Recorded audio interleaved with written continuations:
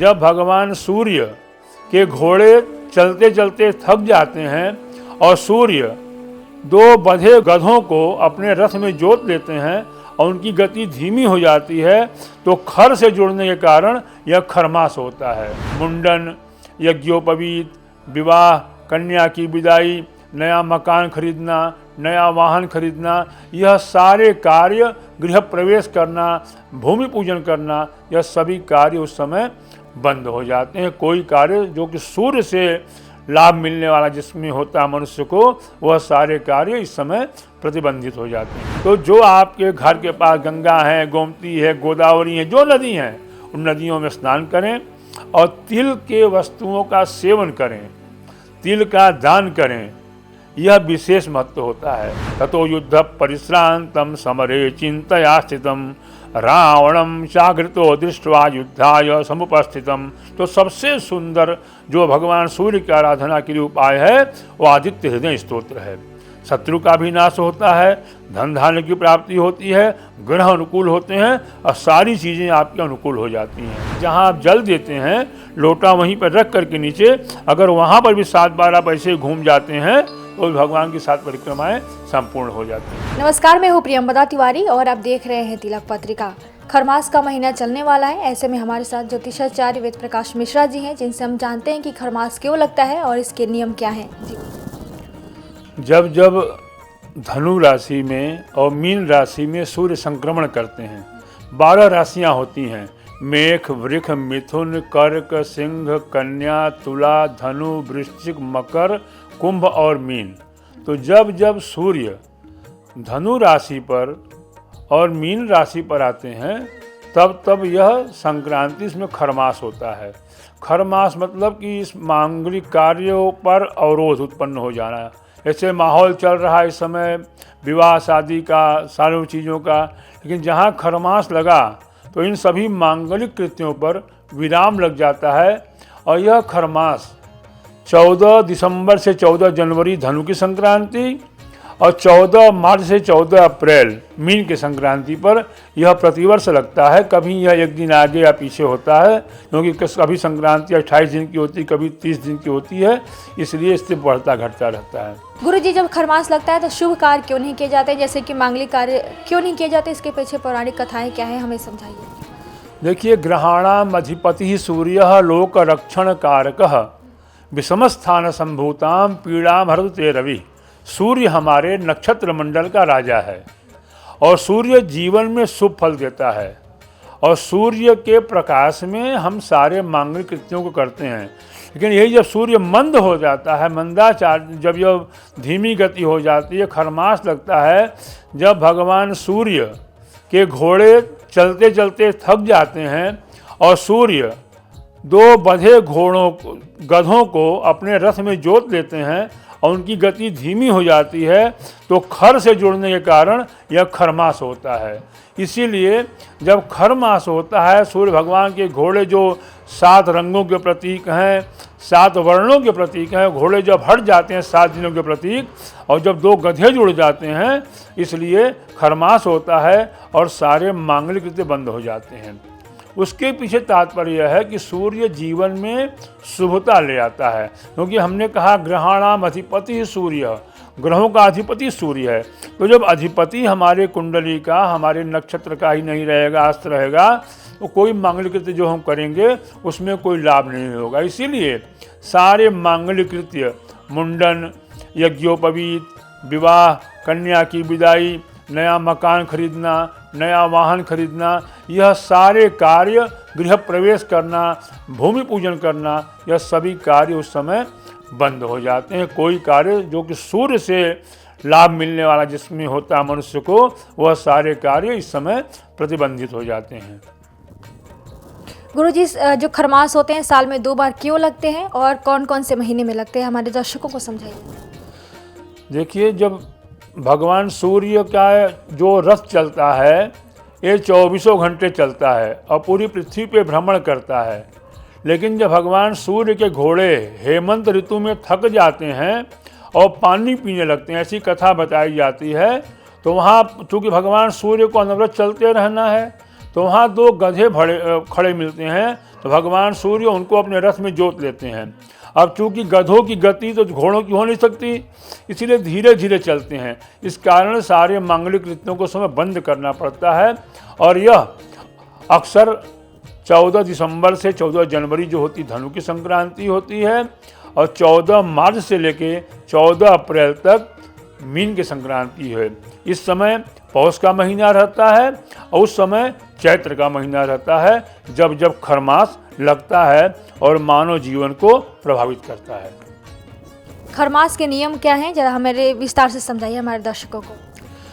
खर मास में कोई भी मांगलिक कार्य करने की मनाही है, लेकिन जो हमारे नैमित्तिक कार्य हैं, जैसे हम जो पूजा रोज करते हैं, जो अनुष्ठान हम रोज करते हैं, वो हम कर सकते हैं। लेकिन कोई नई पूजा, कोई नया मंगल कार्य, कोई नया अनुष्ठान इस समय करने की मनाही। इस समय केवल भगवान नारायण, नमो भगवते वासुदेवाय, भगवान का जप, भगवान का पूजन, विष्णु सहस्त्र नाम का पाठ, भगवान सूर्य की आराधना इसमें बहुत लाभदायक होती है। क्योंकि भगवान सूर्य समय मंद रहते हैं, तो जो देवता हमेशा तेजी में रहता हो, जब मंद हो जाता है उसकी आराधना करते वो प्रसन्न होता है। इस समय भी लोग मेरी आराधना कर रहे हैं, इसलिए भगवान सूर्य की आराधना भी करते रहनी चाहिए। और क्या करनी चाहिए? इस समय ये जो महीना होता है पौष का, इस महीने में अगर आपके पास सामर्थ्य हो तो हमें गरीबों को ऊनी वस्त्र दान करना चाहिए, तिल के बने सामान दान करना चाहिए। जिन लोगों के पैर में ठंड का मौसम होता है, जिनके पैर में उपान, जिन्हें चप्पल या जूता कहा जाता है, उन्हें दान करना चाहिए। अलाव जलवाने चाहिए, जहाँ पे बहुत लोग हों, कोई साधन न हो, जिनको ठंड लग रही हो, वहाँ लकड़ी का अलाव जलाना चाहिए। गर्म चीज़ों का दान करना, जिससे उनके जो दान करता है उस व्यक्ति के जीवन में शुभता आती है, शुभ फल प्राप्त होता है। उतरेंगे उस दिन हमें क्या करना चाहिए? जैसे 14 जनवरी को खरवास जो उतर जाएगा, उस दिन हमें विशेष रूप से क्या करना चाहिए? उस दिन हमारे यहाँ बताया गया है कि जब भगवान माघ मकर गत रवि जब होई, तीरथ पति आव सब कोई। जब माघ मास में सूर्य भगवान मकर राशि के होते हैं, उस समय नियमतः तो प्रयागराज का स्नान है, मूल स्नान है। लेकिन अगर आप प्रयागराज नहीं जा पाते तो जो आपके घर के पास गंगा है, गोमती है, गोदावरी है, जो नदी हैं, उन नदियों में स्नान करें और तिल के वस्तुओं का सेवन करें, तिल का दान करें। यह विशेष महत्व होता है, क्योंकि उस दिन तिल दान करने का, क्योंकि इसी महीने माघ में तिल की एकादशी भी पड़ती है, तो उस दिन तिल का दान करना, मीठे वस्तुओं का दान करना, कंबल का दान करना, भगवान सूर्य की आराधना करना, यह सब। और सबसे बड़ा चीज़ छायादान जो होता है, उस दिन करने से बहुत लाभ होता है। यह मकर संक्रांति के दिन हमें अवश्य करना चाहिए। और मकर संक्रांति इस बार 14 जनवरी को दिन में 2:58 पर लग रही है, तो चूंकि सूर्यास्त के पहले लग रही है, इसलिए उसका मान उस दिन हम कर सकते हैं। 14 को ही मकर संक्रांति का मान हम कर सकते हैं। गुरुजी, कहा जाता है कि जब खरमास लगता है तो जो बृहस्पति ग्रह हैं कमजोर हो जाते हैं, उनके बारे में पौराणिक कथा है, जरा सा। धनु राशि के स्वामी बृहस्पति हैं, और जब इन राशियों पर भगवान सूर्य आते हैं तो गुरु आते हैं, सूर्य का प्रभाव अस्त हो जाता है, क्योंकि गुरु देवताओं के गुरु हैं। और जब वो आते हैं तो इनका जो शुभ फल होता है कम हो जाता है। इसीलिए उस समय मांगलिक बंद इसीलिए कहा जाता है, तदेव लगनम सुदिनम तदेव ताराबलम चंद्रबलम तदेव विद्याबलम दैवबलम तदेव लक्ष्मी पतिते दीर्घम स्मरामी। जो तारा बल, तारा क्या है हमारे यहाँ? तारा हमारे यहाँ एक तारा बृहस्पति है, एक तारा शुक्र है। तो जब भी कोई मांगलिक कृत्य होगा, तो जब वो दोनों तारे रहेंगे तभी कोई मंगल कार्य हम करेंगे। गुरु धीमे हो गए तो कार्य बंद, शुक्र अस्त हो गया, कार्य बंद। तो यह जो गुरु का प्रभाव है, जब जीवन में हमें चाहिए, हम कोई मांगलिक कृत्य कर रहे हैं, हमारे घर में मुंडन हो रहा है, यज्ञोपवीत हो रहा है और विवाह हो रहा है, कोई कार्य हम भूमि पूजन कर रहे हैं, गृह प्रवेश कर रहे हैं, तो गुरु का बल हमें चाहिए, क्योंकि गुरु का बल जीवन में शुभ फल देता है। और गुरु का प्रभाव जब हल्का हो गया तो मांगलिक कृत्य करने से कोई लाभ हमें नहीं मिलता। इसीलिए जब अपनी राशि पर गुरु ऐसे होते हैं, जब सूर्य अस्त हो जाते हैं, तो सारे मांगलिक कृत्य बंद हो जाते हैं। खरमास के महीने में जो भगवान सूर्य हैं और जो भगवान विष्णु उनकी पूजन तो की जाती है, इसके बाद जो कौन से ऐसे मंत्र हैं जिसे हम जप करेंगे कि भगवान सूर्य प्रसन्न हो सके, बताइए। देखिए, भगवान सूर्य की प्रसन्नता के लिए सबसे बड़ा जो एक हमारे यहाँ बताया गया है आदित्य हृदय स्तोत्र, जो भगवान राम ने स्वयं किया था। अगस्त ऋषि के कहने पर भगवान राम ने किया था और रावण पर विजय पाई थी। ततो युद्ध परिश्रांतम समरे चिंतया स्थितम रावणम चाग्रतो दृष्ट्वा युद्धाय समुपस्थितम। तो सबसे सुंदर जो भगवान सूर्य की आराधना के लिए उपाय है वो आदित्य हृदय स्तोत्र है। शत्रु का भी नाश होता है, धन धान्य की प्राप्ति होती है, ग्रह अनुकूल होते हैं और सारी चीज़ें आपके अनुकूल हो जाती हैं। वह न कर सकिए तो भगवान नमो भगवते सूर्याय नमः या घृण सूर्याय नमः, या जो भगवान सूर्य के अर्घ का मंत्र है, एहि सूर्य सहस्रांशो तेजो राशे जगतपते अनुकंपय माम भक्त्या गृहाणार्घ्यम दिवाकर, यह मंत्र है। एक मंत्र और है, नमः सूर्याय शांताय सर्वरोग विनाशिने ममेप्सित फलम दत्वा प्रसीद परमेश्वर। भगवान सूर्य के बहुत से मंत्र हैं। इन मंत्र भगवान सूर्य की 7 परिक्रमा है। 7 परिक्रमा भगवान सूर्य की 7 परिक्रमा की जाती है, क्योंकि भगवान सूर्य के उसमें 7 घोड़े हैं, तो उन 7 घोड़े 7 वार के प्रतीक हैं। तो भगवान सूर्य की 7 परिक्रमा की जाती है। भगवान विष्णु की 4 परिक्रमा करते हैं, गणेश जी की 3 परिक्रमा करते हैं। हर देवताओं की परिक्रमा अलग अलग है। एक विषय दूसरा है, हर देवताओं की परिक्रमा अलग अलग है, लेकिन भगवान सूर्य की 7 परिक्रमा है। और वैसी परिक्रमा में बताया गया कि जहाँ आप जल देते हैं, लोटा वहीं पर रख करके नीचे, अगर वहाँ पर भी 7 बार आप ऐसे घूम जाते हैं तो भगवान की 7 परिक्रमाएँ संपूर्ण हो जाती हैं। और भगवान सूर्य के अर्घ में विशेष करके रक्त चंदन, रक्त पुष्प और चावल रख के ही तांबे के लोटे से भगवान सूर्य को अर्घ देने से ज़्यादा फल प्राप्त होता है। जी, सबको देना चाहिए, क्योंकि सूर्य तो सूर्य तो आत्मा है, जगतस्थु कश्च, जगत की आत्मा सूर्य है। तो भगवान सूर्य की आराधना सबको करनी चाहिए, सबको उसका, क्योंकि सूर्य देखिए आपके चमड़े का भी स्वामी है। जिन्हें कुष्ठ इत्यादि रोग हो जाते हैं उन्हें कहा जाता है कि भगवान सूर्य की आराधना करिए तो आपका कुष्ठ रोग खत्म हो जाएगा। सामदेव को कुष्ठ हो गया था, भगवान सूर्य की आराधना से उनका कुष्ठ रोग ठीक हो गया। तो हमारे यहाँ सूर्य बहुत प्रभावी देवता है। भगवान सूर्य की आराधना का सबसे बड़ा दिन तो रविवार है, लेकिन आदित्यम च नमस्कारम एक कुर्वन्त दिने दिने। भगवान आदित्य को नमस्कार तो हम रोज करते हैं, कहा गया दिने दिन, रोज करिए, लेकिन रविवार चूंकि उनका दिन है इसलिए विशेष आराधना उस दिन करनी चाहिए। अगर जो व्रत हों उनको नमक का त्याग करना चाहिए, और रोटी जो होती है उसको तावे पर बना करके और गुड़ के साथ मीठा भोजन करने से भगवान सूर्य प्रसन्न होते हैं। और सूर्यास्त के पूर्व यह भोजन कर लेना चाहिए भगवान सूर्य के व्रत के लिए। गुरु जी, अभी आपने कहा कि तिल से भगवान को अर्घ देना चाहिए, उसके पीछे क्या पौराणिक कथा है, हमें समझाइए। तिल का अर्घ भगवान सूर्य के लिए नहीं, भगवान विष्णु के लिए है, और गणेश जी को तिल चढ़ता है। तिल की उत्पत्ति इतनी अच्छे ढंग से हुई जब भगवान विष्णु ने हिरण्यकश्यप के हाथ से छुड़ाने के लिए पृथ्वी में जब समुद्र में गए और वाराह अवतार ले, जिनके शुकर का अवतार कहते हैं, सुअर का अवतार ले गए, पृथ्वी को लेकर के आए अपने नथुने पर और पृथ्वी को स्थापित किया। उसके बाद भगवती लक्ष्मी उनको देख करके हंसने लगी कि भगवान का ऐसा स्वरूप है, आज भगवान शुकर बन गए। तो भगवान ने अपने रोमों को झटकारा, जो सुअर के बाल होते हैं बड़े बड़े, जब उनको झटकारा तो जो जमीन पे गिरे तो कुश बन गए, और जो पसीने की बूंदें भगवान की गिरी उससे तिल पैदा हो गया। तो चूंकि भगवान के शरीर से उत्पन्न हुआ है कुशा और तिल, इसलिए पूजा में बहुत ही इसका महत्व है। भगवान के रोएं कुशा है, इसलिए हर मांगलिक कृत्य में कुशा का प्रयोग किया जाता है।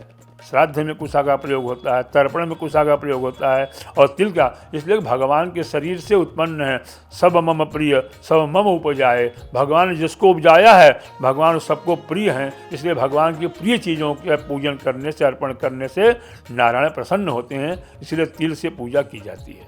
गुरु जी, हमें कैसे पता चलेगा कि भगवान सूर्य की जो चाल है धीमी हो गई है, इसे हमें दर्शकों को समझाएं। देखिए, जब हेमंत ऋतु से शिशिर ऋतु की ओर भगवान आदित्य चलते हैं हमने पूर्व कथा में बताया कि ऐसी कथाएं आती हैं कि भगवान सूर्य चूँकि पूरे पृथ्वी की परिक्रमा करते हैं 24 घंटे में और नित्य करते हैं, लेकिन यही भगवान सूर्य के घोड़े जब थकते हैं और जब वो खर माने हमारे संस्कृत में खर कहा जाता है गधे को, तो जब भगवान सूर्य के घोड़े पानी पीते हैं तो अब भगवान सूर्य को तो रुकना नहीं है, उनको तो अनवरत चलते रहना है, पृथ्वी की परिक्रमा करनी है। तो भगवान सूर्य उन दोनों गधों को अपने घोड़े में बांध लेते हैं और अपने रथ में और चलते हैं। तो गधे की गति और घोड़े की गति धीमी होगी, इसीलिए आपने देखा होगा कि ठंड सनई सनई बढ़ती है। सूर्य भगवान धीरे निकलते हैं, ज़्यादा निकलते हैं, कम निकलते हैं। और इस प्रकार से प्राकृतिक चीज़ों में आप देखेंगे तो हर नेचर में आपको लगेगा कि हाँ भगवान सूर्य की जो चीज़ें उस समय रहती रहीं इस समय हमको नहीं दिखाई पड़ रही हैं। राशि परिवर्तन के कारण जब भगवान सूर्य खर मास में आते हैं तो सूर्य से संबंधित सारी चीज़ें आपको मंद लगेंगी, कहीं नहीं लगेगा कि। और यह इसलिए भी आवश्यक है कि प्रकृति का संतुलन बनाए रखने के लिए भी हो। शायद कथाएं तो बहुत हैं, लेकिन संभवतः यह प्रकृति का संतुलन हमारे यहाँ 6 ऋतुएँ होती हैं। 6 ऋतुओं में यह ऋतु जो होती है पुष्टिकारक कही जाती है। पुष्टिकारक इसलिए कही जाती है कि इस ऋतु में आप जो भी भोजन करते हैं वो पचता है। और इस समय देखिए गंभीर चीज़ें लोग खाते भी हैं, ज़्यादा भोजन भी करते हैं, लेकिन चूँकि आराम का समय ज़्यादा होता है, धूप भी लोग लेते हैं, शरीर को अपने देते हैं, तो भगवान सूर्य चूँकि हमारे स्वामी तो है ही हैं, तो ऐसे ही शायद रचना इसलिए देवताओं ने किया है कि मानव शरीर को भी लाभ मिले, मानव शरीर भी पुष्ट हो। क्योंकि अभी गर्मी बीती, बरसात बीता, लोग संक्रमण से परेशान थे, गर्मी से परेशान थे, तो यह जो महीना आता है यह पुष्टिकारक होता है।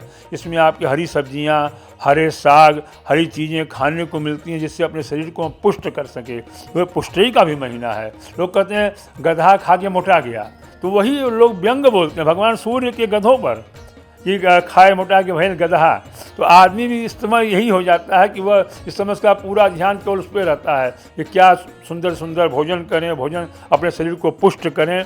यह शिशिर ऋतु जो होती है यह पुष्ट करने के लिए होती है। मास के समय में कोई भी शुभ कार्य या मांगलिक कार्य करना निषेध होता है। कहा जाता है कि इस समय भगवान विष्णु और भगवान सूर्य को उपासना करना चाहिए और उनका पूजन विधि विधान से करना चाहिए। कोई भी आप नए कार्य शुरुआत न करें। कहा जाता है कि इस समय अगर आपको क्षमता है, क्षमता अनुसार दान पुण्य किया करें, ऐसे करने से आपको पुण्य की प्राप्ति हो जाती है। तो आप भी इन बातों का ध्यान रखें और कोई भी शुभ कार्य और मांगलिक कार्य न करें, खासकर खन मास के महीने में। कैमरा पर्सन दीपक गुप्ता के साथ मैं प्रियंवदा तिवारी। देखते रहिए तिलक पत्रिका।